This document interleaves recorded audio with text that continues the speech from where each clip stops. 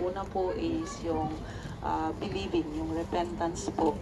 So, if you have heard yung pong ABC of salvation, yung ABC of salvation, kailangan po ng kapatawaran, kaligtasan. Amen? So we have to know that we are sinners, accept natin iyon. B, we have to believe in the provisions of the Lord, the gift of salvation through the Lord Jesus Christ. Paano po yun? We need to believe in the work of the Lord Jesus Christ for our salvation on the cross of Amen? Amen? Kung nandyan sumisigaw yung dati mong bisyo, natangkaw, you have to stand.